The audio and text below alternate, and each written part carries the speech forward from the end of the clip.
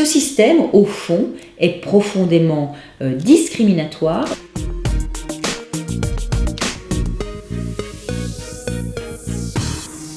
Bonjour Caroline Mécari. Bonjour.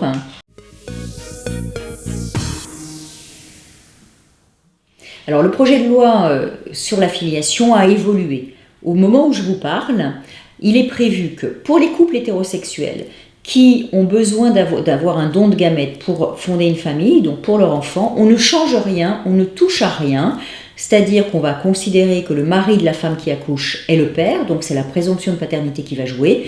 Quant au compagnon de la mère, c'est-à-dire l'homme qui n'est pas marié avec la femme qui accouche, il devra reconnaître l'enfant. Le législateur a choisi de conserver le statu quo, c'est-à-dire au fond le secret et une certaine forme de mensonge à l'égard de l'enfant.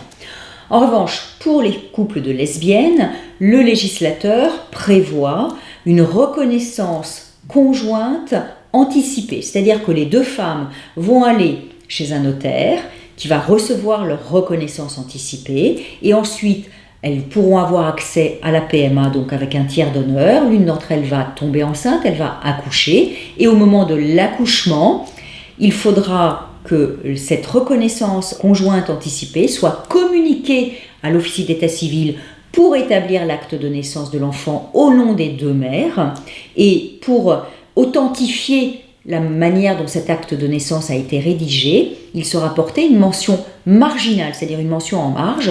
Et ce système, au fond, est profondément discriminatoire, non pas pour les enfants des couples de lesbiennes, puisque eux auront accès à leur histoire grâce à cette mention marginale. En revanche, les enfants des couples hétérosexuels sont discriminés parce qu'ils ne peuvent pas savoir, si leurs parents ne leur disent pas, qu'ils ont été conçus grâce à l'aide d'un donneur ou d'une donneuse. C'est la raison pour laquelle je pense que le gouvernement devrait élargir la reconnaissance anticipée conjoint, donc à tous les couples, pour ne pas discriminer les enfants en fonction de l'orientation sexuelle de leurs parents. Alors, c'est vrai que la situation de la France est un peu particulière, puisque si on fait une comparaison avec les autres pays européens, il y a aujourd'hui 14 pays européens qui permettent déjà la PMA aux couples de femmes. Et pour aller encore plus loin, il y a 26 pays qui permettent la PMA à des femmes célibataires. Donc la France, en réalité, est très en retard.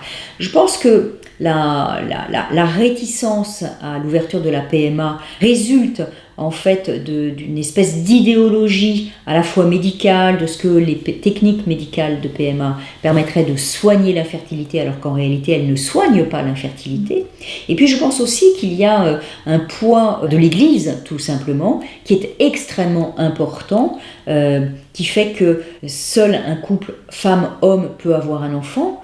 Il y a finalement pas tant de temps que ça, l'Église était tout à fait défavorable à ce qu'il puisse y avoir un tiers donneur, le tiers donneur étant envisagé comme participant ou en tout cas permettant une espèce d'adultère. Il y a cette idée qui est sous-tendue dans le fait d'avoir recours à une PMA avec tiers donneur. Tout ceci combiné avec je ne sais pas quoi, sans doute un manque de courage politique, font que la question de l'ouverture des PMA n'arrive qu'aujourd'hui devant le Parlement. Je suis optimiste, c'est que je sais que les techniques médicales qui sont aujourd'hui utilisées pour les couples hétérosexuels vont être accessibles à toutes les femmes. C'est quoi ? C'est l'insémination artificielle avec donneur anonyme, enfin qui sera plus anonyme d'ailleurs, la fécondation in vitro et l'accueil d'embryons ou ce que l'on appelle le double don. Aujourd'hui, le double don est interdit, mais dans les discussions qui se déroulent actuellement au sein de la commission spéciale, il vient d'être accepté. Donc, pour aller plus loin, il faudrait accepter par exemple la PMA post-mortem. Elle n'a pas aujourd'hui dans le débat été acceptée devant la commission.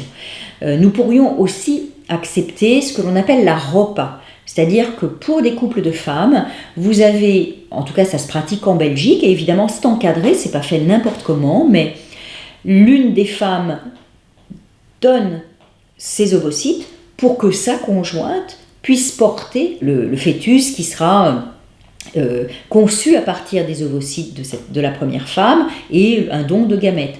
Bon, malheureusement, je crois que cette possibilité-là ne va pas être adoptée cette fois-ci, mais néanmoins, les choses malgré tout évoluent. Donc déjà, avoir cette ouverture avec la levée de l'anonymat, ce qui est quand même une chose extrêmement importante pour les enfants qui ont déjà été conçus, avec un accès automatique aux données non identifiantes et aux données identifiantes dans des conditions qui ne sont pas encore définies, mais en tout cas c'est un droit pour l'enfant, c'est une bonne chose pour les enfants qui sont conçus par don et qui, s'ils le souhaitent, pourront avoir accès à leur histoire.